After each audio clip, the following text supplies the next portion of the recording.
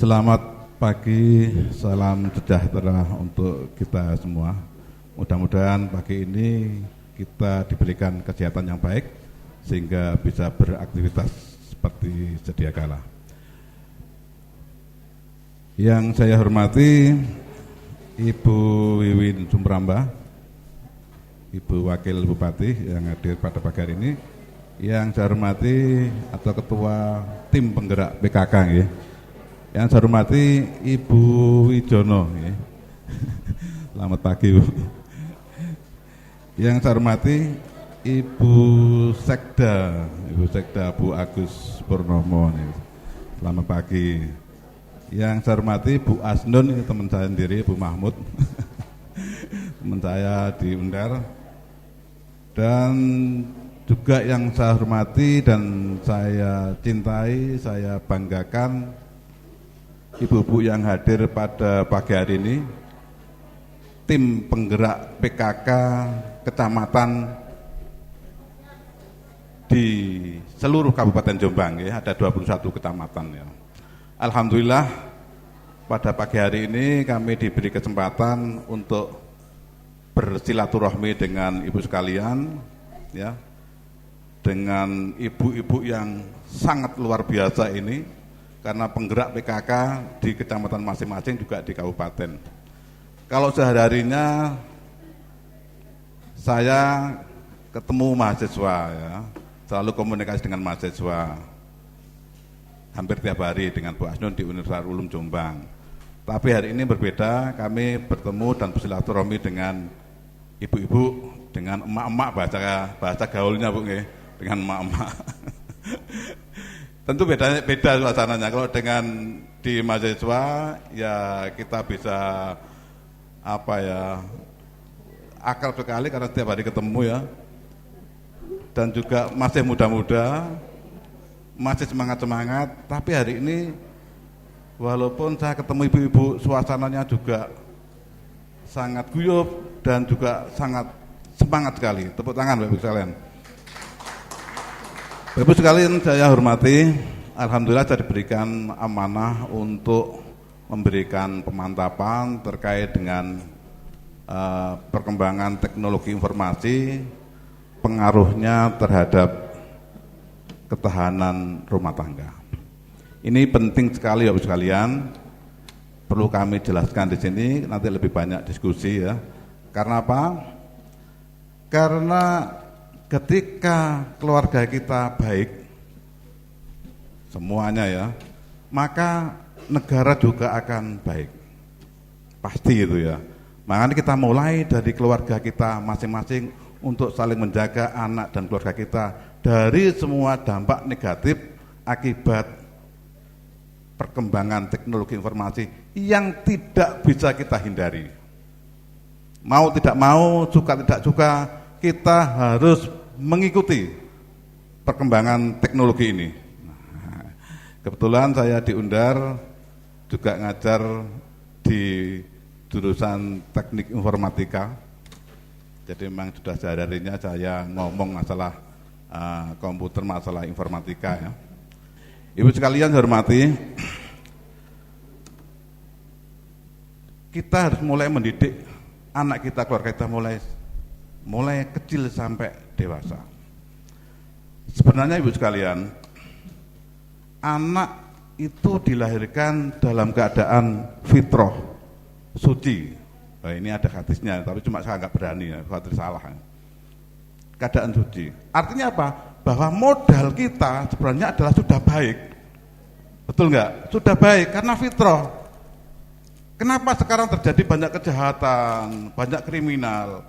Karena pengaruh dari lingkungan kita, juga keluarga kita. Maka pendidikan yang paling utama adalah pendidikan di lingkungan keluarga kita masing-masing. Karena apa Bu? Karena karakter anak lebih banyak dibentuk oleh lingkungan keluarga dan juga masyarakat. Yang lebih mendominan lagi, yang berpengaruh membentuk karakter anak adalah ibu-ibu, betul nggak? Iya Bu, Sehari-hari ibunya ya selalu mendampingi anak. Anakku gak sepiro akrab ya aku ya, yang banyak akrab dengan ibunya. Lah kenapa? Setiap harinya selalu ketemu dengan ibunya. Bapaknya pagi keluyuran, awan keluyuran, bengi cangkruk, malam ngopi ya. Ibunya tiap hari di rumah. Sehingga apapun yang jadi masalah anak itu selalu curhatnya kepada ibunya. Sehingga karakter anak sangat tergantung pada pendampingan ibu di rumah. Selain lingkungan yang mempengaruhi anak tersebut. Kalau sudah anaknya baik, Bu, nanti masyarakat juga baik. Negara juga akan baik. Kehidupan akan semakin tentram. Ibu-ibu, ya, komunikasi nggih kali anak setiap hari ya. Nah, itu penting, Bu. HP itu sekarang menjadi kebutuhan yang sangat primer, ya, primer sekali, sehingga ketika HP itu tidak dibawa, maka kita merasa kurang lengkap. Nah, dan HP, Bu, itu menjadi teman setia kita. Kita arisan, ketika waktu senggang, main apa, Bu? HP, ya. Ketika kita bangun tidur, yang pertama kali dibuka apa, Bu? HP. Betul enggak? Betul. Mau ke pasar sambil nunggu yang dibuka juga. Padahal dulu enggak seperti ini, Bu. Inilah era digital yang semuanya menggunakan fasilitas elektronik, Bu. Oke ya, sekarang kita jelaskan dikit ya. Nah, oke, ibu sekalian, pengguna internet kita, ya, kalau penduduk kita ya sekarang ini kurang lebih 270 juta ya. Itu yang sudah menggunakan internet, ini dari sumber Kominfo ya, Kementerian Informasi dan Komunikasi, itu sudah 75%.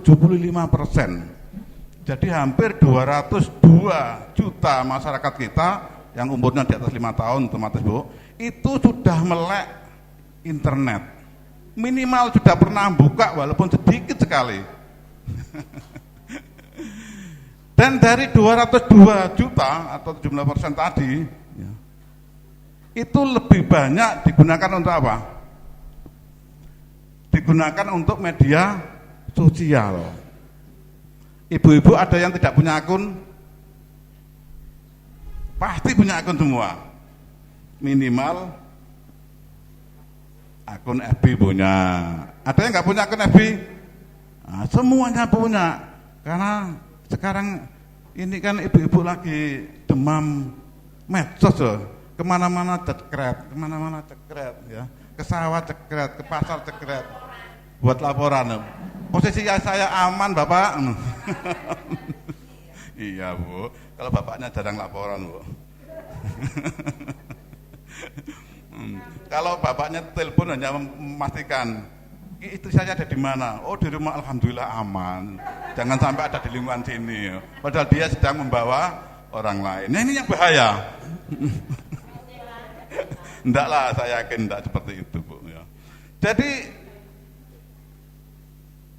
dari sekian pengguna internet, Bu, lebih banyak ya menggunakan medsos untuk komunikasi sosialnya. Bisa menggunakan Instagram, bisa menggunakan FB, bisa menggunakan Twitter. Yang paling sering adalah menggunakan WA. Sudah pasti, Bu, tidak mungkin ibu punya HP nggak punya WA. Nah, ya. Makanya kalau paketannya HP itu banyak sekali ya. Nah, ini ada sekitar berapa persen itu? 84% ya menggunakan medsos. Dan ibu-ibu sekalian, masyarakat kita, ketika mengakses medsos lebih banyak menggunakan HP daripada menggunakan laptop. Ya karena sehari-harinya di sakunya tidak lepas dari HP. Bahkan HP-nya bisa lebih dari satu. Ada ya yang punya HP lebih dari satu, Bu? Terus satunya untuk apa, Bu? Akeh-akeh bingung gue HP-nya ya. Nah, lebih banyak menggunakan HP untuk mengakses media sosial. Nah, ini berapa persen, Bu? Hampir 99% ibu-ibu itu menggunakan HP untuk akses media sosial.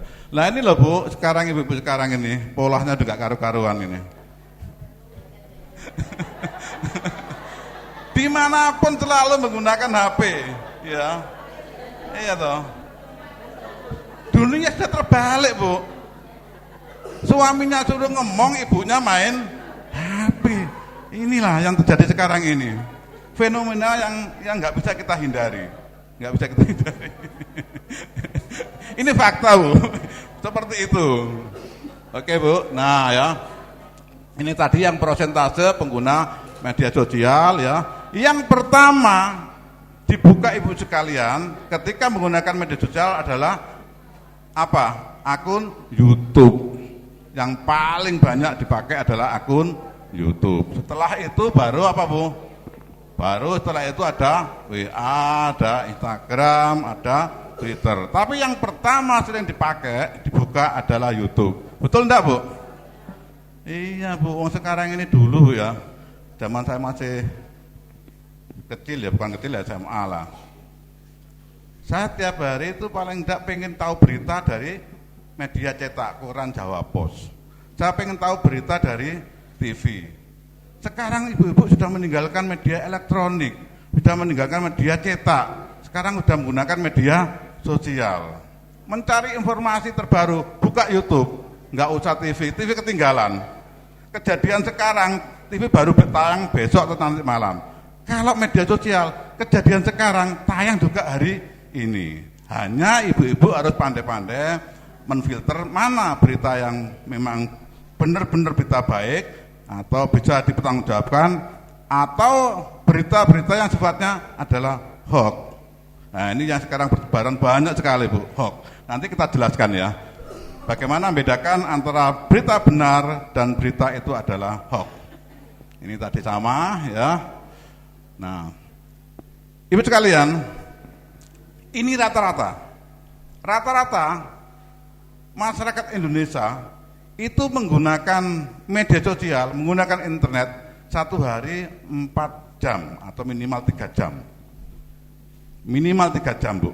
Ayo sama evaluasi, sama ngitung mulai pagi, lebih tepat 3 jam. Betul enggak? Isuk 15 menit, rondo awan 30 menit, sore 15 menit, maghrib 30 menit. Satu hari ternyata lebih dari 3 jam ibu sekalian menggunakan internet. Itu di Indonesia. Dan memang Indonesia lagi memasuki era yang betul-betul baru ya. Jadi ini adalah era baru Bu. Dulu, jadi setiap era, setiap perubahan peradaban itu juga akan mempengaruhi perilaku seseorang. Dulu ditemukan mesin uap, ditemukan mesin cetak, sekarang ditemukan internet, sehingga perilaku manusia, peradaban manusia berubah total. Ya Bu, dulu kan senengannya ya silaturahmi ke teman-teman ya, supaya lebih akrab. Sekarang tidak, untuk silaturahmi cukup menggunakan HP. Dulu kalau hari raya apa istilahnya Bu? Unjung-unjung ke tentang masing-masing. Sekarang cukup melalui grup. Mohon maaf ya. Ya betul ya. Sudah tidak ada Bu tatap muka Bu. Semuanya dilakukan dengan aplikasi, dengan WA. Jadi sudah dulu kalau waktu saya kecil, ketika Idul Fitri ya, hari raya, saya mendatangi guru saya satu persatu, walaupun jauh saya datangi Bu. Sekarang sudah enggak. Gak sungkan-sungkan sesuatu WA gurunya mohon maaf. Ucapan Idul Fitri ya. Gurunya juga nyampaikan, iya sama-sama. Nah sudah selesai sampai di situ.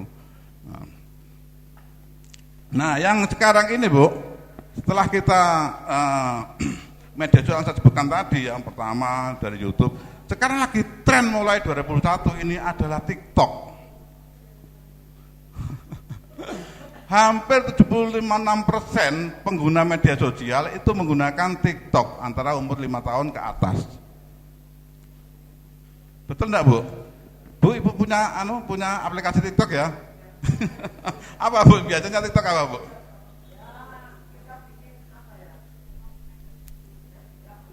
Oh lagu-lagu, oh senang nyanyi ya? Oh, direkam, kemudian TikTok. Oh, yang atau dubbing aja. Nah, itu banyak sekarang ya. TikTok tuh. Ya yang penting senang, Bu, enggak masalah, Bu. Selama apa namanya hati kita senang, tidak mengganggu keluarga, itu enggak ada masalah. Ya, tidak mengganggu orang lain. Ya, nek utang enggak apa-apa, Bu, mengganggu orang lain. Enggak masalah, ibu-ibu menggunakan TikTok asal waktunya longgar dan utamanya adalah untuk kepentingan keluarga. Ya, gitu. Jangan sampai TikTok itu malah mengganggu aktivitas keluarga. Ya. Jadi ibu sekalian, nah, kita harus menjadi ibu yang baik ya. Kalau ibu-ibu melarang anaknya TikTokan, ya ibu jangan pakai TikTok. Ini anak bolak TikTokan, lah ibu dhewe TikTokan. Tiap hari posting di media sosial. Saya tiap hari kemudian delok ibu Instagram itu, oh no ibu-ibu, yang banyak ibu-ibu TikTokan itu. Memang lagi tren ya TikTok ini ya. Nah, telan kayak ngono lho polahe, Bu. Piye no gak sungkan mbek anake, gak sungkan mbek putune ya. Dilihat orang seluruh Indonesia ya, seluruh dunia. Kadang-kadang ketika kita TikTokan, Bu, tidak sadar. Tahu-tahu diposting ditertawakan oleh tetangga, iki lho. Burambe iki lapo ae koyo ngene iki ya. Tidak sadar. Ya, saya sering kadang-kadang tahu-tahu di video, oh ternyata dipakai untuk TikTokan. Ya enggak apa-apa, biarlah lebih terkenal ya. Ini ya, Bu ya. Nah, ini Bu, perlu kita cermati bersama-sama, Bu, ya. Jadi penggunaan internet ini ya, ini juga hasil survei, Bu.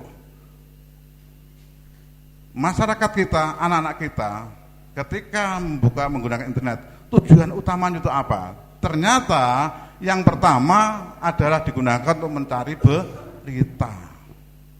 Wes ono kejadian ono ploso ditikih golek.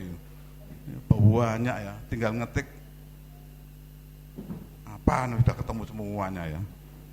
Nah ini. Ya mudah-mudahan segera selesai ya. Karena menyangkut masalah nama baik Kabupaten Jombang ya. Jangan sampai kejadian seperti itu terulang lagi, Bu. Nah, ini adalah kita sama-sama saling menjaga anak-anak kita ya. Karena sekarang ini, Bu, mohon maaf, kita kadang-kadang nggak sadar, Bu, bahwa kita ini apapun yang kita lakukan itu ada jejak digitalnya, Bu. Ada jejak digitalnya. Jangan sekali-kali foto yang kurang baik dimanapun, apalagi disimpan di HP Ibu. Jangan sampai itu. Karena jejak digital tidak akan bisa dihapus, Bu. Kalau jejak digital sudah terekspos di media sosial, itu sudah kiamat, Bu. Cobalah sampai kapanpun nanti akan dilihat orang. Jangan coba-coba. Termasuk hal misalnya ngerasani orang, apa membuli orang, jangan. Itu akan terekam terus. Kalau dalam ilmu di informatika, Bu, kalau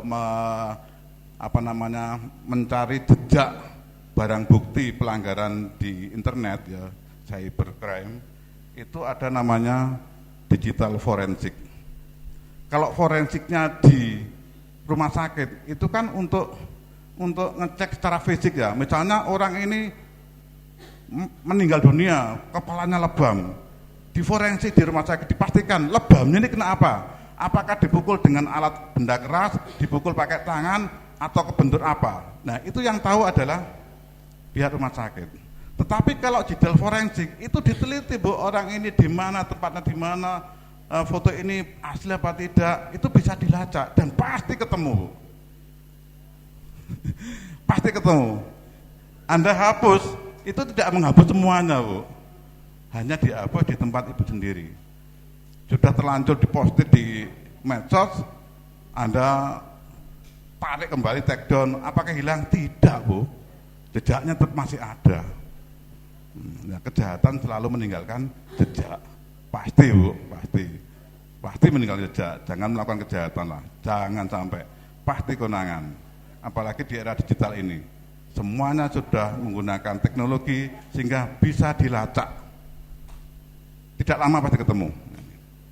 Nah, yang pertama orang menggunakan internet adalah untuk membuka YouTube. Wes pasti wes gak dihindari ya.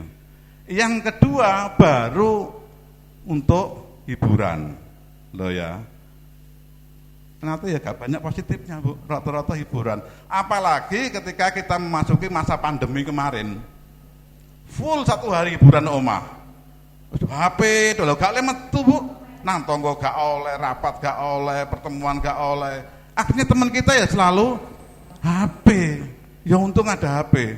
Coba kan HP. Lah bingung ya. Akhirnya apa yang digunakan adalah untuk hiburan. Ini yang kedua, Bu. Untuk hiburan. Baru yang ketiga ini untuk kepentingan akademik. Padahal yang paling penting adalah yang nomor 3 ini hanya 25%, Bu. Anak-anak kita mengakses internet untuk kepentingan akademis, untuk kepentingan pendidikan, untuk tugas-tugas sekolah. Lainnya adalah lebih banyak untuk hiburan. Makanya ibu-ibu sekarang ini harus tidak boleh tidak kenal teknologi. Apalagi ketika masa pandemi kemarin, sekolah semuanya menggunakan daring. Ya enggak? Sing gupuh duduk gurune, siapa sing gupuh, Bu? Mak. Anake takok, "Bu, aku gak iso ngupload tugas yo." Mbokne bingung iki, takok sopo ya? Sama-sama enggak taunya.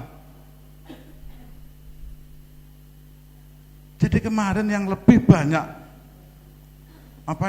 mengekspor pendidikan itu adalah ibunya daripada gurunya. Arek pinter bukan karena gurunya, karena ibunya di rumah. Dan itu tidak murni, Bu. Rata-rata tugas sekolah itu anak nggak tahu menau, pokoknya jadi. Betul nggak?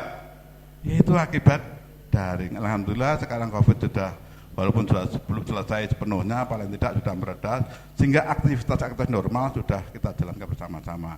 Sesuai instruksi Presiden, kalau di ruang tertutup kita pakai masker, kalau di ruang terbuka kita boleh tidak pakai masker, kecuali yang mereka punya penyakit bawaan. Nah, Bu, jadi ternyata anak-anak kita ini lebih banyak menggunakan internet untuk hiburan dan mencari informasi, bukan untuk kepentingan sekolah. Nah, ini perlunya ibu sekali nanti memberi pengawasan yang ketat terhadap anak-anaknya di rumah. Bu, aku kadang-kadang sampai anakku piye ya? Datang dari sekolah, langsung yang dibuka pertama adalah HP. Ya. Ketika saya marahi, saya juga pakai HP. Repot, Bu. Mbok cari yang lain, baru sekolah pakai HP marah-marah. Bapaknya pakai HP. Loh, ini bukan contoh yang baik. Kalau memberikan contoh, berikan contoh dari perilaku orang tuanya dulu. Orang tuanya gila medsos, anaknya nggak boleh pakai medsos. Jadi kalau mengalihkan anak supaya tidak bermain HP terus, carilah kegiatan-kegiatan yang lebih positif, yang lebih menyenangkan daripada dia mengakses internet. Misalnya, ayo nak berkebun, misalnya punya kebun, dijak nang sawah, nandur, itu senang. Atau nanam bunga, sehingga kegiatan akses media sosialnya itu terlupakan dengan kegiatan-kegiatan yang lebih positif. Yang anaknya perempuan, ayo nduk tak iwangi, tak ajari caranya masak, loh kan bagus ya. Sehingga dia sudah sedikit melupakan kegiatan akses internetnya. Itu, Bu. Jangan hanya dimarahi tok. Nah, anaknya kok mentu ya keluar rumah ya pakai HP lagi. Jadi bukan dimarahin, Bu ya. Diajak komunikasi. Sudah malam, sudah usah pakai internet. Atau udah ini waktunya segini jangan pakai internet. Diajak kegiatan-kegiatan yang lain yang lebih positif. Sehingga anak lupa tentang kegiatan itu, gitu ya. Yang kelima, ini banyak digunakan untuk pembelian. Bapak sekalian, media sosial sangat membantu kita. Kulo niki ya nek bengi ya waras-warasen metu, Bu. Tuku sego goreng tinggal pakai online ya. GoFood nggih. Jadi jenengan mau belanja apapun sekarang sudah menggunakan aplikasi online. Ya. Beli baju tinggal lihat-lihat ya. Tapi harus tahu kira-kira ini yang ya kan udah terbiasa tahu. Oh ini bujui, oh ini beneran, udah tahu. Kalau belum tahu pasti kebojok beli baju kelihatannya aku sudah dikirim, sudah dibeli, ternyata kecil. Ya pernah loh. Kelihatannya loh, gak jedeng tak pakai. Akhirnya harga segitu ya nggak kepakai. Jadi ibu-ibu sekarang ini lebih banyak aktivitas di rumah dan semua transaksi apapun sudah dilakukan secara online. Akibatnya Bu, sekarang ini banyak gerai-gerai penjualan pakaian banyak yang sudah tutup seperti Matahari, Ramayana. Udah habis Bu. Di mana-mana sudah tutup, karyawannya sudah banyak di PHK. Karena apa? Karena sudah semuanya konsumennya sudah menggunakan pembelian secara online. Ini berubah total. Finansial. Nah, ya finansial itu sekarang juga semuanya sudah online. Wis saiki gak ono Bu, sak nggawa dhuwit kok gak usum. Ya. Kalau dulu istilah sekarang ini sudah top up nggih. Mau sekarang apalagi ada Pertamina nanti top up gak duit. Tinggal ngisi berapa ribu di top up-nya nanti sudah terus. Belanja juga semuanya seperti itu ya. Jadi sudah betul ibu-ibu sudah nggak bawa uang cash, itu sudah betul. Kalau bawa uang cash agak resiko Bu, khawatir dicuri orang, jatuh dan lain-lain. Tapi kalau sudah menggunakan uang elektronik sudah semuanya tidak ada problem. Ini ya. Kemudian Bu, ini yang tadi. Nah, Bu, jadi di era digital ini yang harus kita perhatikan adalah anak-anak kita, ya. Anak-anak kita dalam kondisi apapun tidak boleh kita batasi untuk mengakses internet. Mereka harus tetap survive menggunakan internet, ya. Harus. Ojo nggawe internet, ojo nggawe, nggak bisa. Ini sudah masuk ke era baru. Semakin ibu halangi, semakin anak itu mencari informasi di luar. Nah, ini ada tips ya. Agar anak survive di era digital adalah step. Nah, ya ini step.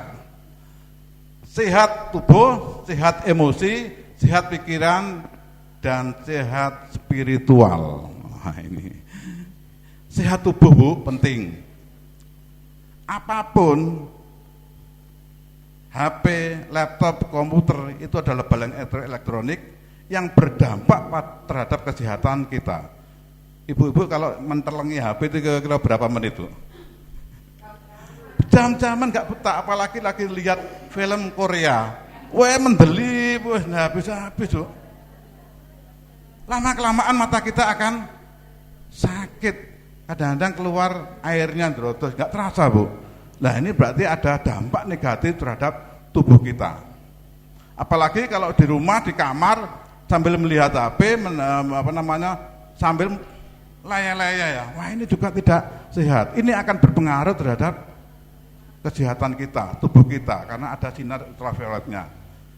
Mungkin saat ini tidak kita rasakan, 20 tahun lagi baru akibat kita sering menggunakan HP akan terasa, terutama adalah kesehatan mata. Nah, pastikan ibu-ibu sehat secara fisik menggunakan HP. Kemudian yang kedua Bu, sehat emosi. Bu, internet adalah dunia maya. Bukan Bu Maya ya, dunia maya. Ada yang namanya maya. Ya beneran ya, masuk aja dunia maya. Dan yang kita hadapi sekarang ini adalah dunia nyata. Kadang-kadang orang banyak terbuai dengan dunia maya, seakan-akan kehidupan kok enak, padahal nek omah utange akeh. Nggih Bu Rambang. Nah ini di internet selalu memberikan, lihat saja konten-konten yang untuk penjualan. Wah luar biasa Bu. Penipuan-penipuan sekarang luar biasa ya. Yang penipuan yang paling sederhana aja Bu, yang sekarang banyak ibu-ibu yang paling banyak loh Bu, ada survei. Yang paling banyak kena tipu adalah ibu-ibu daripada bapak-bapak. Karena ibu-ibu kadang-kadang gak gawe, kurang gawe nalarnya. Emosi langsung. Ada Bu ya, yang kemarin itu. Ada telepon Bu, bukan pakai bacot. Telepon, Bu, ini anak ibu lagi kecelakaan. Iya toh? Ini lagi dirawat di rumah sakit. Kalau ibu pengen anak selamat, segera transfer uang. Bu, anak ibu ini lagi ditangkap polisi karena terkandung narkoba. Segera ibu transfer uang. Kalau enggak, anak ibu segera dijebloskan ke penjara. Panik enggak Bu kakak Bu? Spontan ibu itu panik tanpa pikir panjang. Ini bener apa tidak? Nggak dipikir. Apalagi di sebelahnya nggak ada anaknya, nggak ada suaminya, nggak ada siapa-siapa, nggak ada yang dikonfirmasi. Sudah Bu, langsung nangis di tempat. Wah, kalau sudah ibu-ibu nangis Bu, itu sudah sasaran empuk. Wes kena hipnotis sudah. Sudah Bu, saya jamin anak ibu nanti tidak akan diproses secara hukum. Sudah ibu transfer aja 30 juta, datang ke ATM dan lain sebagainya. Setelah dikuras habis, baru orang itu sudah nggak bisa dihubungi lagi. Pernah terjadi Bu? Pernah jadi korban? Alhamdulillah. Oh, PKPK kan Jombang sudah semua, ya yakin ya. Instingnya sudah luar biasa. Tapi banyak juga yang kena tipu. Ini Bu. Belum lagi yang melalui media sosial ya. Nah, kemudian yang ketiga, sehat pikiran. Sehat pikiran Bu. Harus dirubah mindsetnya bahwa internet adalah hanya alat bantu saja. Kalau udah alat bantu, yang membuat internet juga manusia. Nah ini Bu, jangan mengandalkan semuanya dari internet. Internet mania, apapun internet, apapun internet, apapun internet. Internet itu adalah buatan manusia. Yang paling penting adalah manusianya itu sendiri. Oke ya, sepakat Bu ya. Nah, yang paling penting lagi yang terakhir adalah sehat spiritual. Ini Bu untuk kontrol ya. Jadi kalau kita punya anak, jangan diberikan asupan-asupan teknologi, tapi juga diberi asupan-asupan tentang moral dan spiritual. Supaya apa? Supaya anak bisa mandiri menjaga dirinya sendiri tanpa orang tua. Nek wong tua nanti ngetutno, ya stres Bu. Anak kurang ngetutno, anak kurang ngetutno. Jadi berikan pemahaman pada anak bahaya tentang internet, dampak negatifnya, sehingga anak bisa menjaga dirinya sendiri tanpa didampingi oleh siapapun. Oh, itu kalau bisa begitu top Bu. Ya. Sekarang ini Bu, di Jakarta anaknya profesor, ya, bapaknya profesor, anaknya tidak terjerat narkoba aja sudah alhamdulillah, karena kehidupannya luar biasa pengaruhnya. Wes gak usah dukur-dukur kayak bapaknya jadi profesor, jadi dokter. Awakmu S1 sementing gak terdampak narkoba, gak terdampak kenakalan remaja. Sudah alhamdulillah karena situasinya seperti ini. Tapi kalau lebih baik, misalnya minimal sama dengan orang tuanya jauh lebih baik. Makanya dulu Bu, anak-anaknya orang biasa-biasa itu banyak yang jadi pejabat, jadi dosen, jadi jenderal ya, karena doa dari orang tuanya ya, dari rumah. Ibu juga sekarang kan mulai sekarang juga nggak kemana ya, harus mulai berdoa demi kebaikan keluarga dan anak-anak kita supaya menjadi anak-anak yang baik dan punya masa depan dan nanti bisa berbakti kepada bangsa, negara dan agama. Amin Bu ya. Ya. Nah ini adalah sehat spiritual. Kalau ini lengkap Bu, insya Allah anak kita sudah aman di masyarakat. Survive Bu, tetap masuk area detail nggak usah diganggu, mereka sudah mandiri, menjadi anak yang sukses bahagia. Itu. Nah ini Bu, anak kita itu kalau masih kecil keranjingan ini Bu, yang banyak. Kalau game ya, anak kita lebih banyak mengakses game. Game yang paling senangnya apa? Mobile Legend itu sudah nggak bisa, bukan rahasia lagi ini. Nah ini ada lagi sepak bola dan lain-lainnya. Nah Bu, internet tidak selamanya berdampak negatif, tapi juga berdampak positif ya. Satu, dengan internet maka jarak waktu sangat terbantu. Dengan mau ngirim berkas ke Jakarta cukup melalui email ya, 1 menit 2 menit sudah nyampe. Betul ya?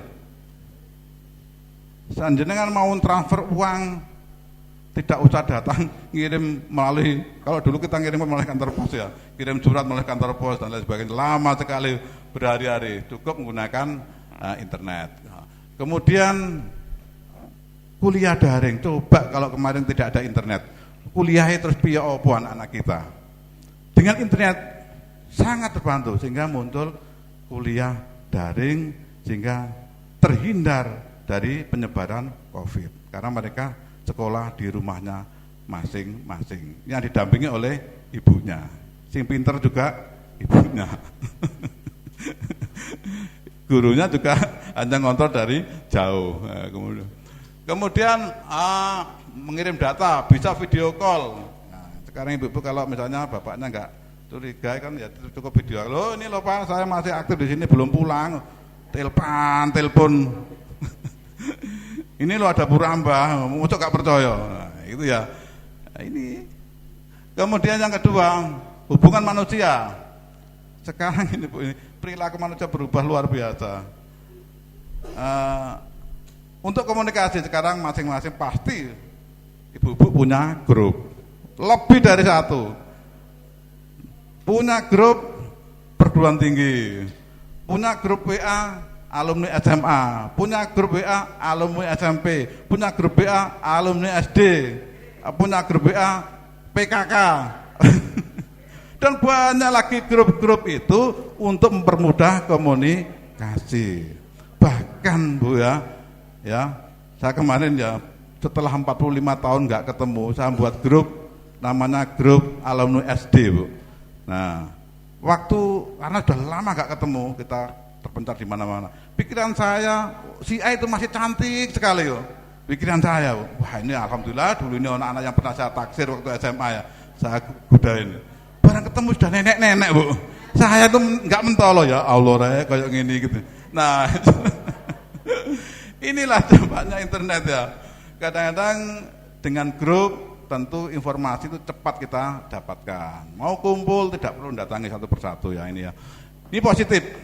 Kemudian mempermudah segala urusan, belanja online tadi, transaksi uang secara online, semuanya sekarang sudah menggunakan online. Kemudian mempermudah peluang kerja. Sekarang anak kita kalau melamar pekerjaan Bu, sudah tidak lagi harus datang ke tempat kerja. Kemarin anak saya melamar pekerjaan di Surabaya, alhamdulillah terima. Tidak tahu kantornya, baru tahu kalau nanti sudah diterima. Karena semuanya dilakukan secara online, membuka websitenya dari perusahaan tersebut. Nah ini sangat mempermudah.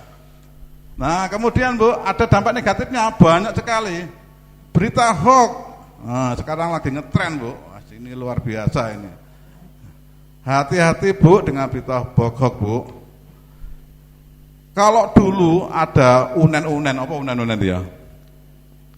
Pepatah atau apa ya? Mulutmu adalah harimaumu. Sekarang ini apa? Jemarimu adalah harimau. Saman keliru ngetik, bully tonggone, besok bisa dilaporkan ke polisi. Melanggar undang-undang ITE. Coba tak Bu. Karena apa Bu? Kalau jenengan misalnya ngelokno, bully temannya langsung di depan kan nggak berani. Tapi kalau nggak ada orangnya kan berani.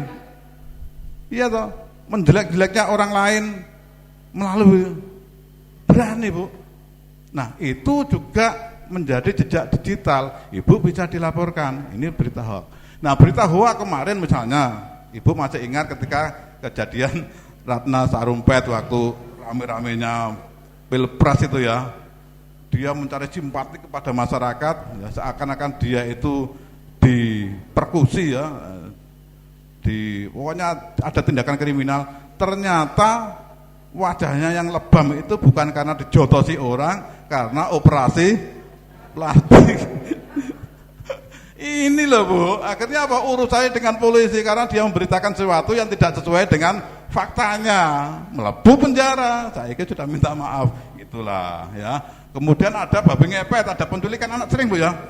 Penculikan anak di sini, oh ibu-ibu resah semua, anak-anak dijaga kemana-mana. Ternyata berita itu adalah hoax. Nah, gitu loh. Ada kemarin yang ini yang agak rasis, agak bahaya, agak sara ya. Kemarin ada framing bahwa COVID ini adalah dalam rangka menghancurkan Islam. Ya, enggak mungkin lah. Enggak mungkin, COVID betul-betul ada. Hanya orang yang enggak senang dengan pemerintah sehingga membuat framing seakan COVID itu adalah di skenario. Ini juga hoax Bu. Nah, kriminal banyak kemarin. Sekarang ini banyak hacker Bu. Ya toh, jenengan HP jenengan kan sering dihack orang toh. digunakan untuk pernah ya pinjam. Ada yang pernah? Ada, misalnya tahu-tahu WA-nya Bu Ramba dihack orang ya. Maksudnya atas nama Bu Ramba sebenarnya betul digunakan untuk pinjam uang. Percaya enggak kalau Bu Ramba misalnya, udah transfer uang nanti begini. Karena yang digunakan adalah nomor WA-nya orang penting, maka ibu langsung percaya. Nah ini sering terjadi. Ini pekerjaan hacker. Kemudian ada penipuan online, Bu. Banyak sekali, Bu, penipuan online. Enggak salah di sini ada ya. Nah, ini penipuan online, Bu. Penipuan online, Bu, sekarang ini banyak menggunakan label-label agama. Karena masyarakat kita masyarakat agamis, sehingga kalau diarahkan ini untuk kepentingan agama, mereka enggak pikir panjang apakah ini benar apa tidak. Contoh kemarin apa? Ada kampung kurma, betul enggak? Investasi 175 juta atau berapa, nanti dapat seberapa petak dan itu ada kurmanya. Nanti penghasilan 1 tahun sekian. Orang berbondong-bondong menginvestasikan, ternyata bodong, tidak ada kampung kurma. Berapa ribu orang yang sudah ditipu. Pengusahanya ketika branding ya menggunakan label-label agama, Bu. Ya, ketika branding pakai jubah, pakai kopiah, pakai menggunakan ayat-ayat sehingga banyak orang tertarik, wah ini adalah investasi akhirat. Ternyata juga bodong. Ada lagi umroh, betul enggak? First travel kemarin. Berapa ribu orang yang enggak bisa berangkat karena percaya dengan first travel. Harganya murah. Ya. Orang ya laki-laki pelakunya itu menggunakan label agama, menggunakan ayat-ayat Quran. Dandanannya koyok ulama sehingga masyarakat tertipu. Nah, ini, Bu. Dan banyak lagi yang lainnya ya, yang lainnya. Nah, kriminal ada permusuhan. Nah, ini Bu yang bahaya, Bu. Kemarin masih ingat kasusnya Triswaka, Bu? Ya, Triswaka ya, yang lagunya Buwi Permadani itu loh, yang saya senengi itu juga. Kalau saya karaoke ya mesti lagu itu ya nyanyikan itu. Lagi ngetren. Dia tidak sengaja apa tidak sengaja ya, dia membuli, membuat ekspresi atau membuat apa ya, pembuat lagunya akhirnya dibully habis-habisan oleh netizen karena perilakunya dia sendiri. Akhirnya sekarang sudah nggak ada penggemarnya, tampil aja sudah nggak berani, bahkan tampil di mana-mana diboikot oleh masyarakat. Oh nggak melok nyiptakan lagu, akhirnya nompleng lagunya orang aja kakean bola. Nah ini kemarin seperti itu. Kemudian ada kasus ini yang terakhir kemarin ada kasusnya Roy Suryo ya, membuat mengupload atau apa ya kemarin ya. Sekarang sudah diproses di kepolisian, wajahnya Bapak Presiden kita yang kita cintai ya, disamakan dengan patung kemarin ya. Nah itu luar biasa, sekarang sudah diproses, ini makanya ini hati-hati juga ya. Tetapi Bu, positifnya banyak sekali. Sekarang banyak orang kaya baru. Orang kaya sekarang kan dijuluki apa? Sultan ya. Sultan. Bu, dulu ketika saya masih kecil, kalau ditanya orang tua, Le, cita-citamu apa, Le? Pasti saya ngomong polisi, Pak. Tentara, Pak. Pramugari. Oh, terus dokter. Sekarang apa kalau ditanya? Sekarang ini kalau, Nak, cita-citamu apa, Nak? Pak, saya pengen jadi YouTuber. Pak, saya pengen jadi konten kreator. Kenapa? Gajinya luar biasa, Bu. Dari YouTuber yang gajinya antara 10 sampai 30 juta, ribuan bahkan ratusan ribu di Indonesia. Ini adalah YouTuber yang kelas papan atas yang penghasilannya di atas 400 juta per bulan sampai miliatan. Makanya Bu, dengan medsos, dengan fasilitas HP ini manfaatkan hal positif. Ibu-ibu bisa membuat konten kreatif. Yang senengane masak, yo gawe konten kreatif tentang masak. Mulai masak yang paling kecil sampai masak yang paling bagus. Nggih. Jenengan hobinya apa, Bu? Gak punya hobi. Ya kalau hobi tidur yang buat konten tidur yang baik itu seperti apa? Posisinya miring, posisinya berdiri. Wah, ini bisa tidur berdiri luar biasa ini.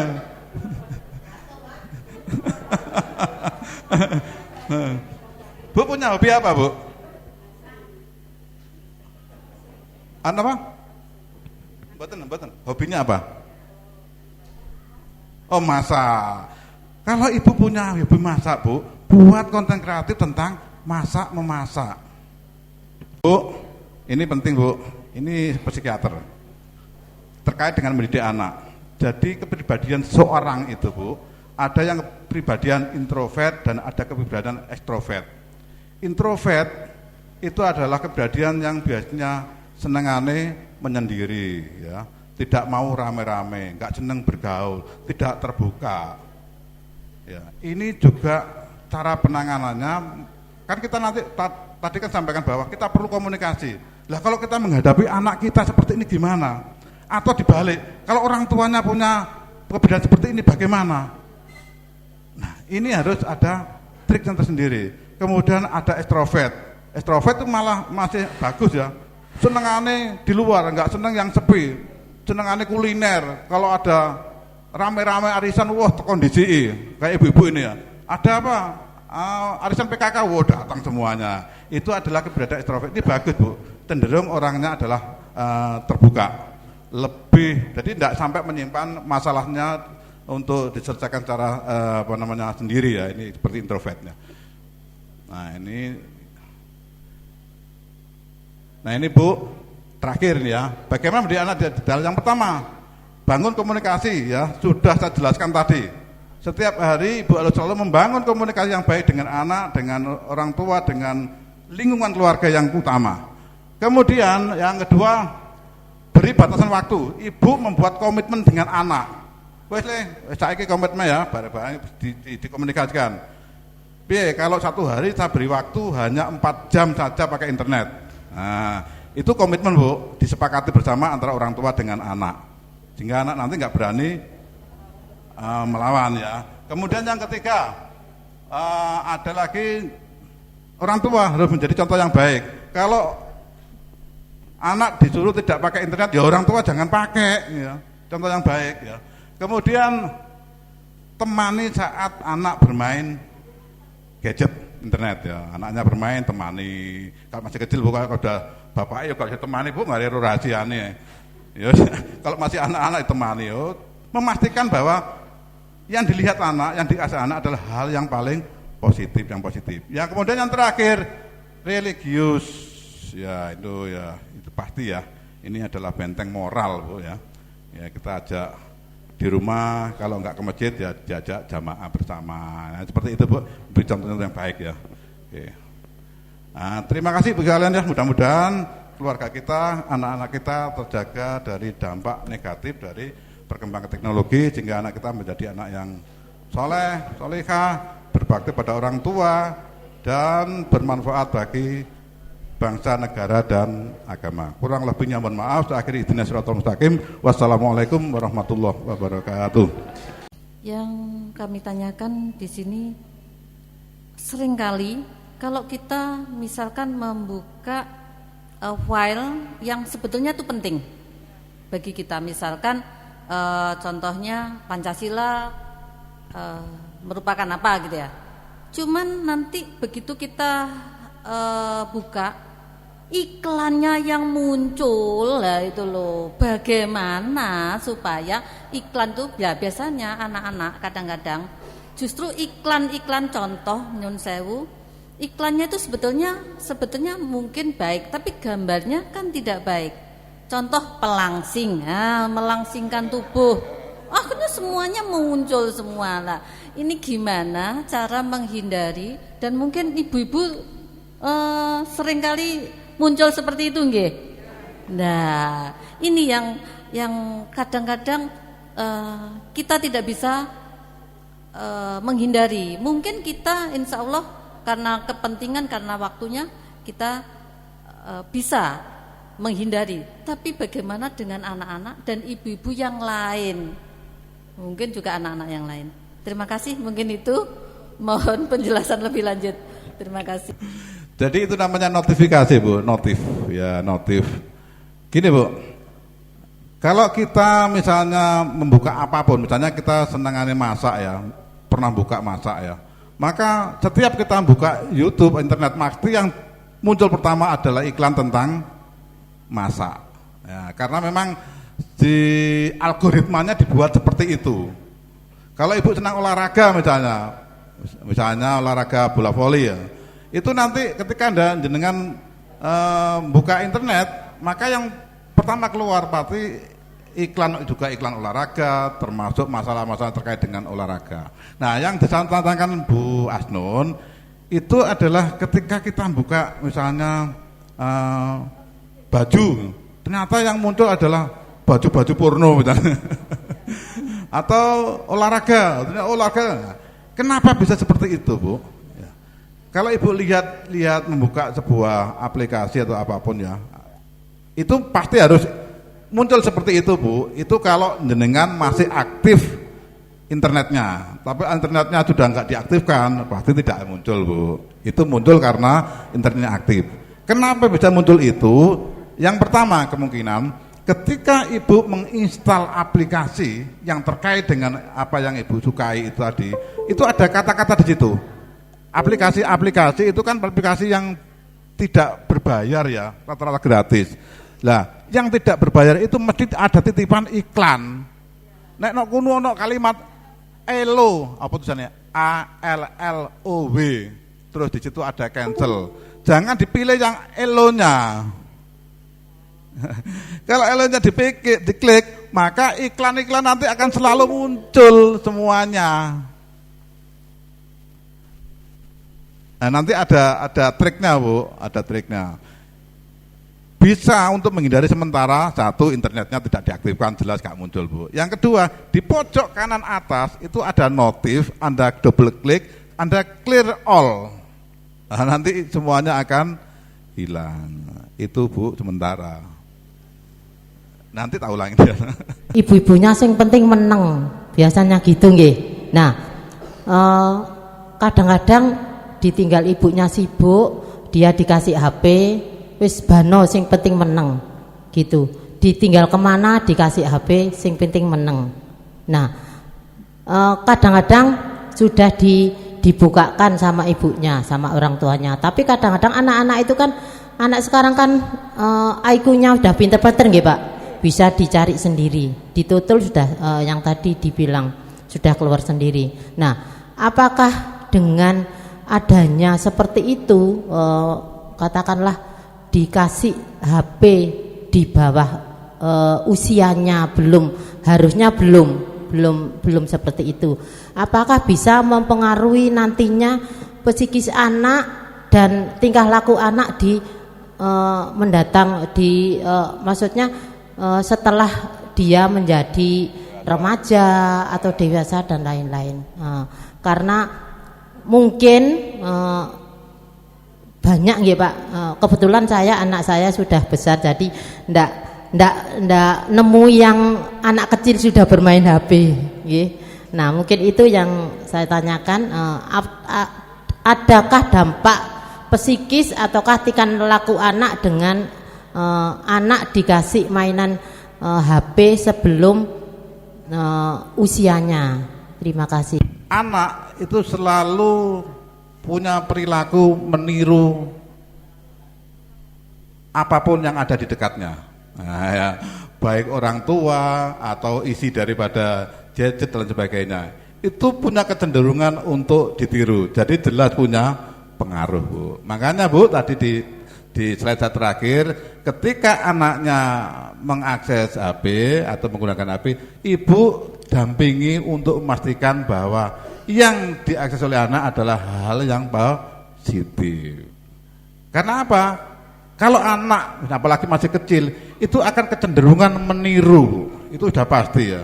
Apa yang ada di HP ketika dia melihat sepak bola, begitu selesai sepak bola, apapun yang ada di sekitarnya akan disadui, Bu.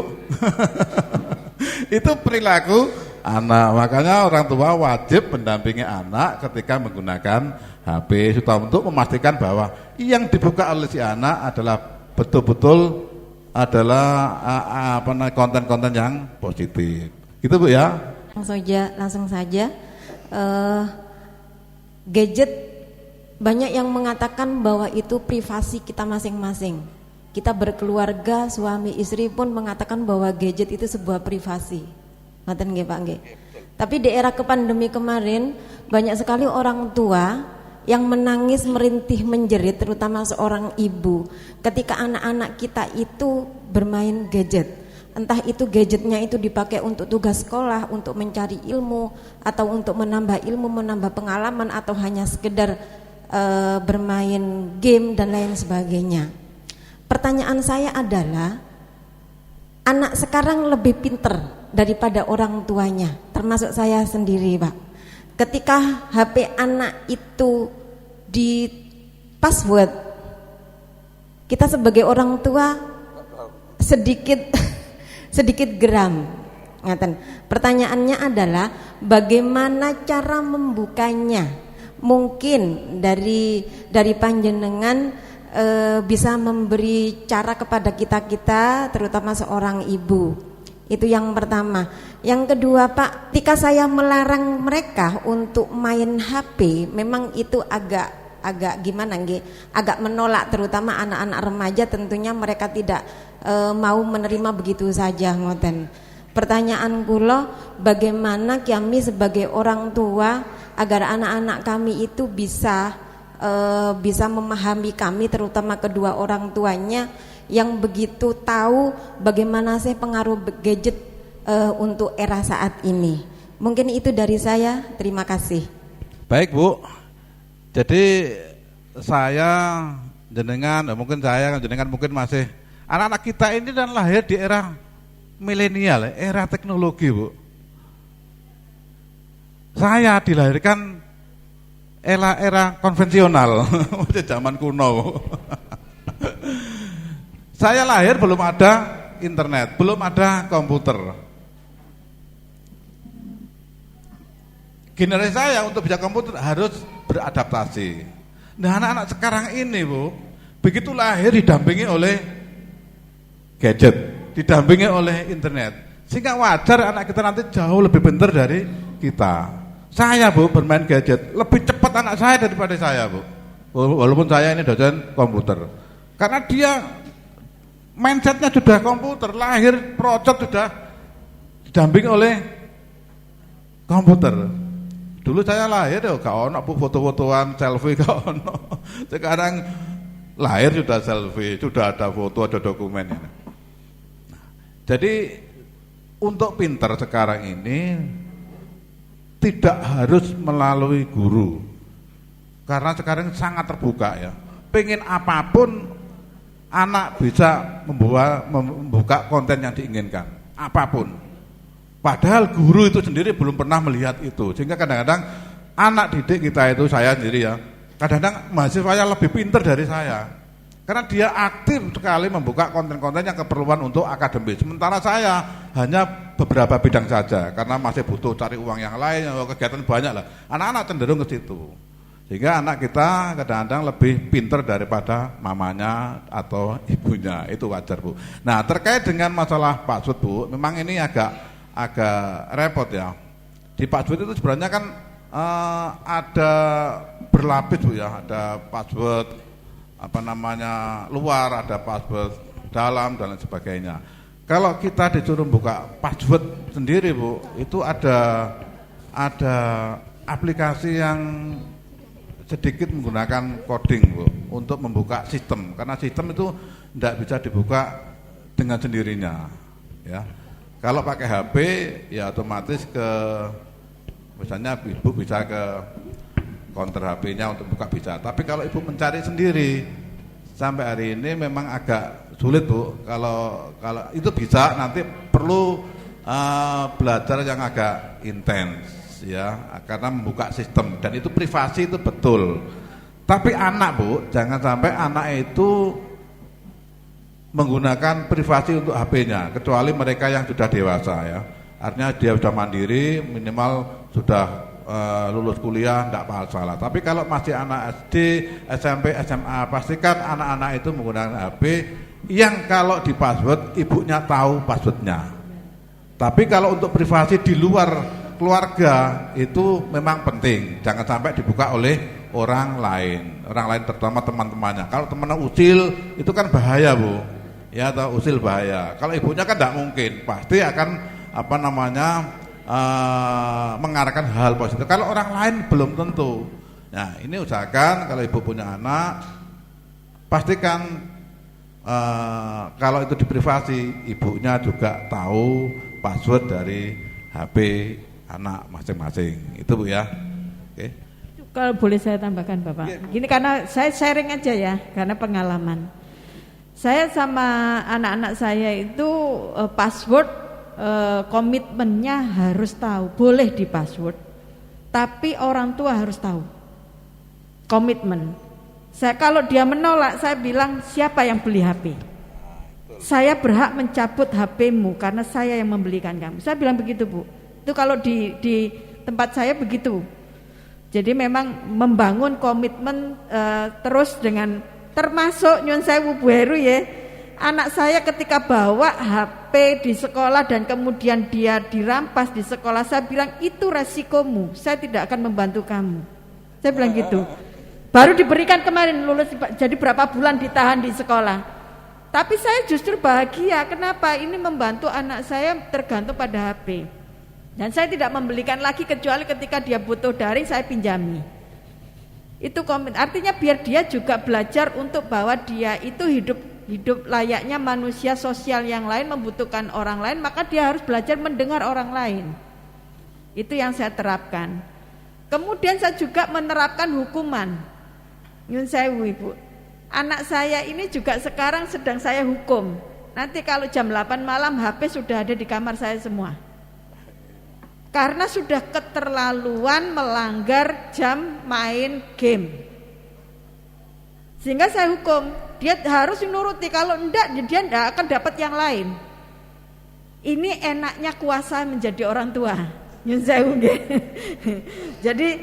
Jadi saya kasih. Nah, tapi Ibu, saya tahu ini tidak akan menyembuhkan. Maka akhirnya nyun sewu, ini saya jujur saja saya lakukan ini. Anak-anak saya bawa ke psikolog. Karena kecenderungan anak-anak itu ketika diberitahu orang tua itu lebih mudah mengabaikan daripada orang lain. Sehingga setiap kali ini ada saksinya Bu Heru ya, setiap kali anak saya sekolahkan di sekolah apapun, saya selalu bilang derek titip. Karena anak saya begitu di sekolah adalah anak jenengan. Jadi ketika saya punya keluhan di rumah, saya selalu sampaikan ke gurunya, termasuk ke Bu Heru. Saya selalu bilang, Bu Heru tolong anak saya ada problem di rumah sedang begini. Saya direct titip untuk dinasehati. Kemarin malah kemudian saya bawa ke psikolog juga. Walaupun psikolognya itu dia tidak akan langsung direct mengutarakan apa yang menjadi problem anak saya. Tapi dia dialihkan ternyata itu dengan tantangan masa depan, dengan ilmu pengetahuan dan sebagainya, itu ternyata sudah luar biasa mengalihkan. Sehingga dia akhirnya mempunyai pandangan yang berbeda terhadap menjadi problem dia. Alhamdulillah selesai, tapi hukuman masih saya terapkan. Saya soalnya sudah komitmen kalau apapun yang urusan pelanggaran dia terhadap internet, saya hukum 1 bulan. Saya harus komitmen selesai walaupun dia sudah berjanji tidak melakukan dan dia menunjukkan perubahan, tetap hukuman itu saya perlakukan 30 hari. Sehingga dia akan berpikir ulang kalau melakukan lagi, lumayan 30 hari tidak pakai HP itu sudah ngeluh buat dia. Itu mungkin mudah-mudahan bisa bisa menjadi bisa ditiru kalau memang itu. Tapi pelan-pelan Ibu, kalau tidak pernah sebelumnya tidak pernah melakukan membangun komunikasi dengan membangun komitmen, itu memang agak susah karena dia sudah terlanjur lost ya. Gitu. Kalau saya kan memang dari kecil saya terbiasa untuk membangun komitmen.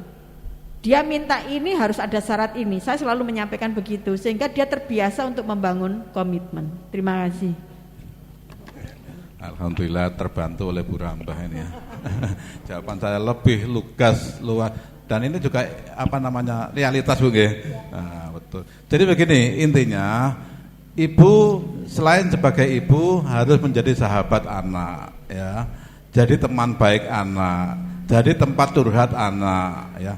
Jangan sampai anak itu curhat kepada orang lain. Nah, ini yang bahaya, Bu.